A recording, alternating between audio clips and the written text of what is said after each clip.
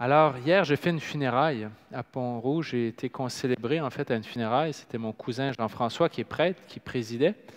Et c'était la funéraille du mari de ma tante.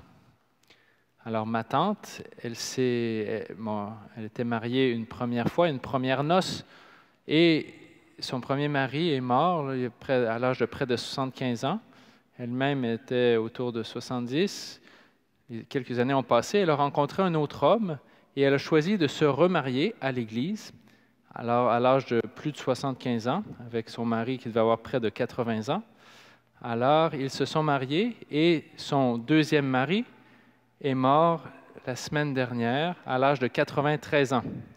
Il est encore très lucide à la fin, mais son cœur a lâché, malheureusement, il y a une semaine. C'est un cas typique de la question de l'Évangile d'aujourd'hui. Au ciel, de qui ce veuf, parce qu'il était lui-même veuf d'une première épouse et elle-même veuve 2 fois, de qui seront-ils époux-épouse? C'est une bonne question. Ceux qui posent la question, c'est du monde qui ne croit pas à la résurrection.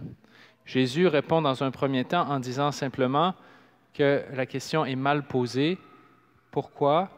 Parce qu'au ciel, l'union première ne sera pas celle du mariage.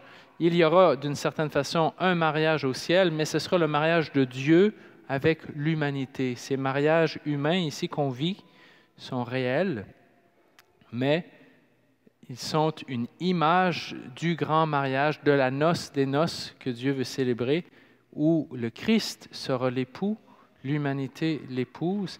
Et au fond, au ciel, il y aura de l'amour, je vous rassure. Il y aura aussi des liens avec ceux que vous avez chéris, aimés toute votre vie, c'est certain, si vous les avez aimés, parce que l'amour, c'est l'une des seules choses qui traversent de l'autre côté. C'est l'une des seules choses qui traversent dans le royaume de Dieu, qui est un règne d'amour. Alors, on commence une petite série d'homélies sur Jésus est roi. Vous savez qu'on marche vers la fête du Christ roi dans 2 dimanches. Donc, c'est une petite série de 3. Et on va essayer de marcher pas à pas pour entrer dans la royauté du Christ, nous aussi. Pour ne pas être esclaves. La petite prière du début de la messe nous disait « Dieu qui est bon et tout-puissant, éloigne de nous tout ce qui nous arrête afin que sans aucune entrave, ni d'esprit, ni de corps, nous soyons libres pour accomplir ta volonté. » C'est un petit bijou, cette prière-là. Des fois, on peut retenir la parole de Dieu et la plupart du temps, c'est magnifique aussi. Mais je vous invite aussi parfois de remarquer les premières prières qui sont très souvent magnifiques. Celle-ci, particulièrement après la messe, je vous invite à tous ceux qui veulent, repartez donc avec le prion pour retenir cette prière qui nous invite à demander à Dieu d'éloigner de nous le mal et tout ce qui nous arrête, qui nous entrave pour qu'on puisse entrer et être libre pour accomplir la volonté de Dieu. Libre pour être fils de Dieu, fils de résurrection, roi et reine avec le Christ, parce que le Christ partage sa royauté. Encore une fois, la royauté de Jésus, elle est telle qu'elle s'étend même à la mort. Il est même le Seigneur des morts et des vivants, et il s'est cloué le bec à la mort en nous appelant à la résurrection. Y a-t-il ou pas résurrection? Je ne sais pas si vous êtes déjà posé la question. Vous connaissez l'histoire des 2 fœtus? Il y en a qui la connaissent. Alors, ceux qui ne la connaissent pas, tant pis pour vous. Alors, non, c'est pas vrai. Alors, ceux qui ne la connaissent pas, j'y vais rapidement. 2 fœtus qui discutent entre eux.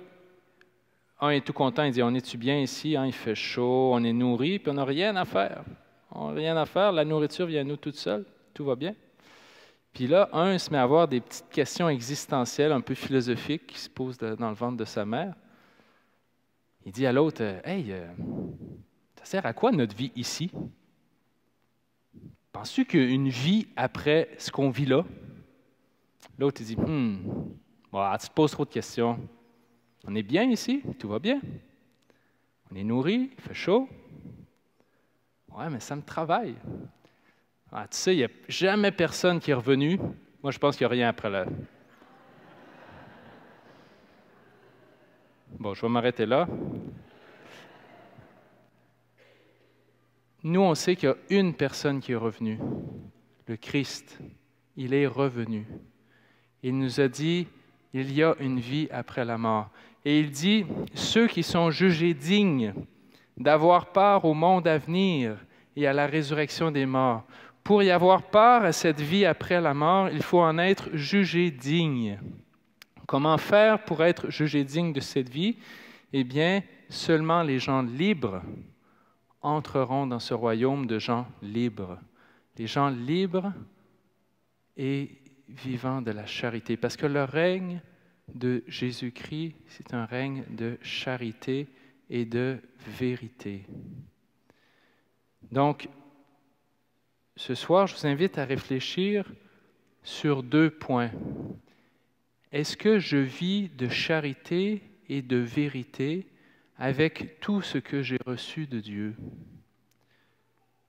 La première lecture du 2e livre des Martyrs d'Israël, je ne sais pas si vous avez retenu, l'une des phrases d'un des enfants, avant de se faire martyriser, dit ceci: « C'est du ciel que je tiens ces membres, mais à cause de ces lois, je les méprise. C'est par lui que j'espère les retrouver. » Cette phrase, elle est magnifique. C'est du ciel que je tiens ces membres. Parce que c'est du ciel que je tiens ces membres, parce que j'ai mes mains, ma bouche, mes yeux, une question m'est posée: est-ce que je m'en sers pour vivre de la loi d'amour du ciel? Tout ce que j'ai, c'est pour faire du bien. Certains peut-être connaissent peut-être l'abbé Pierre, qui était un prêtre très charitable, le cœur sur la main, spécialement pour les pauvres en France, à Paris. Il disait une phrase qui est très juste. « La vie est ce peu de temps qui t'est donné pour, si tu le veux, apprendre à aimer. » Je la répète, la vie qu'on vit, ça peut durer 30 ans, 60 ans, 90 ans, 2 ans. La vie est ce peu de temps qui t'est donné pour, si tu le veux, c'est libre, si tu le veux, apprendre à aimer. Aimer, c'est concret. C'est pas juste dire « je t'aime ». Oui, évidemment, ça implique les paroles. Mais c'est pas juste dire « je t'aime », c'est concret. Dieu veut que ce qu'il me donne, ces membres qu'il me donne, que je m'en serve pour aimer. Ce soir, je nous invite à réfléchir sur comment j'utilise d'une part mon temps et mes talents, et comment, d'autre part, j'utilise aussi tous les biens, toutes mes ressources, même matérielles et financières. Comment j'utilise mon temps et mes talents? J'ose poser une question, je ne vous demande pas de lever la main. Qui a passé plus de 3-4 heures sur Facebook cette semaine? Je ne demande pas de lever la main. Qui a regardé la télé plus de 3 heures cette semaine? De quoi occupons-nous notre temps? À la paroisse voisine, il y a une petite dame que j'aime beaucoup qui, en fait, commençait à avoir beaucoup de temps, d'une part parce que ses enfants étaient élevés. En plus, malheureusement, elle était veuve, donc elle n'avait plus son âme sœur avec qui discuter, et elle commençait même à s'ennuyer beaucoup, à même être triste. À un moment donné, sa fille lui a dit: « Maman, tu es bonne couturière.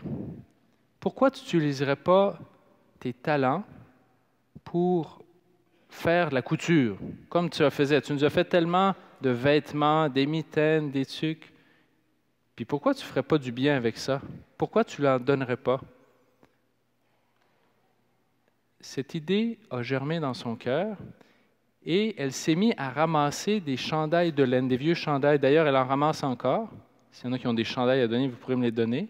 Et des polards, parce qu'elle met du polar dans les mitaines pour que ce soit plus doux. Et à chaque année, elle fabrique des centaines de mitaines. Elle est bonne couturière et sont belles. Alors, j'ai apporté mes mitaines parce que j'en ai acheté. Et c'est le temps où on sort les mitaines.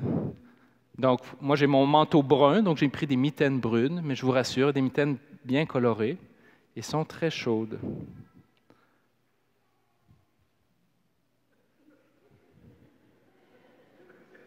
Comment utilisez-vous votre temps et vos talents? Vous savez qu'avec ces simples mitaines, depuis 2 ou 3 ans, cette dame ramasse 20 000 $ par année et envoie 20 000 $ par année aux enfants du tiers-monde.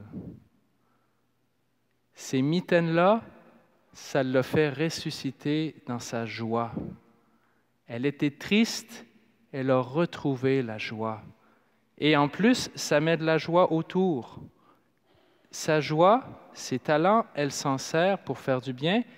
Elle fait en sorte que des personnes qui gaspillaient peut-être leurs vieux vêtements, au lieu de les laisser dans le garde-robe, ça sert. Et puis en plus, elle aide des petits-enfants qui ont vraiment besoin aussi de nourriture. C'est un exemple excellent, je trouve, d'usage sage du temps et des talents.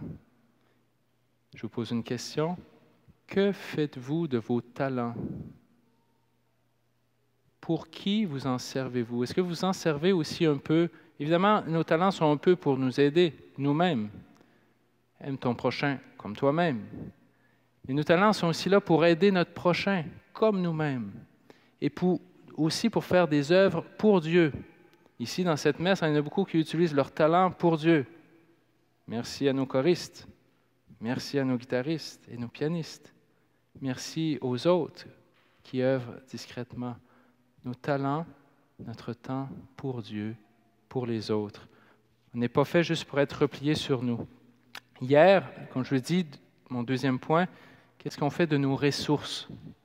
J'étais à Pont-Rouge, encore une fois, et pendant la messe, j'ai eu une distraction. Il y avait dans le côté un vitrail, c'est une église de campagne, des beaux vitraux, et dans le médaillon, il y avait une image, une effigie de Saint Vincent de Paul. Et le voyant, me sont revenus des souvenirs et je suis devenu assez ému pendant la messe. Pourquoi? Je vous explique. C'est que je me suis souvenu que quand j'étais petit, M. Bruno, entre autres, a aidé ma famille. Pourquoi? Parce que ma famille, on était avec ma mère, 3 enfants, on a perdu mon père d'une crise de cœur à 42 ans. Évidemment, ce n'était pas un moment heureux. C'était l'époque un petit peu avant l'assurance. Les assurances qu'on a maintenant, on a une moyenne de 3-4 assurances par personne. À l'époque, c'était moins répandu. Ma mère était mère à la maison. Des sous, mon père n'en avait pas beaucoup d'accumulés. Il commençait la famille. Et puis là, tout à coup, plus de revenus. Je me souviens que ce monsieur Bruno est arrivé un moment ou l'autre et a apporté à ma mère, discrètement, des bons pour qu'elle puisse nous acheter des cadeaux de Noël. À l'époque, je n'ai rien compris. Je n'ai même pas compris qu'on était pauvre. En fait, je ne savais pas qu'on était pauvre, moi. Un enfant, ça ne sait pas qu'on est pauvre ou pas. On a tout ce qu'il faut, on mange, on a des jouets, on est content. Je n'ai pas réalisé qu'on était pauvre. Mais ce monsieur Bruno a utilisé de ses ressources et il a été même faire des collectes dans des maisons à Pont-Rouge pour ramasser des ressources pour des familles comme la mienne qui, à ce moment précis, traversaient une petite crise pour qu'on puisse quand même avoir des petites joies. Une question que Dieu nous pose ce soir. J'ai des ressources. Merci Seigneur. Le Québec, de plus en plus, se porte bien. Financièrement, on n'est plus du tout dans l'état financier où on était il y a 60 ans. Merci Seigneur. Mais est-ce que c'est juste pour m'acheter un chalet de plus, un skidoo, un 4 roues, faire 2 voyages dans le sud ou 3? Pourquoi j'ai plus? Vous savez, la société parle beaucoup de l'argent comme d'un pouvoir d'achat. Cette façon de voir l'argent, c'est la formulation d'une société de consommation. Jésus dit, faites-vous des amis avec l'argent trompeur. Faites-vous des amis. Encore une fois, une partie sert pour nous, c'est clair. On en a besoin. Mais une autre partie, elle est faite pour servir pour les autres. Parce que le but de la vie humaine, elle est relationnelle. Tes talents, ton temps, c'est pour toi, mais aussi pour faire du bien. Tes ressources, c'est pour toi, pour ta famille, mais c'est aussi pour aider des familles ou des personnes qui sont peut-être momentanément en crise. Et peut-être aussi pour aider des œuvres de Dieu. Si on croit à la résurrection, si nous sommes des fils et des filles de résurrection, demandons à Dieu d'user de toutes nos ressources dans la lumière du Christ et dans la charité du Christ. Je propose qu'on termine par une brève prière que je vais faire tout simplement. Encore une fois, je reprends les mots de la prière du début, l'oraison de la messe, qui sont tout simples. Dieu qui est bon et tout-puissant, éloigne de nous tout ce qui nous arrête, tout même ce qui nous replie sur nous-mêmes,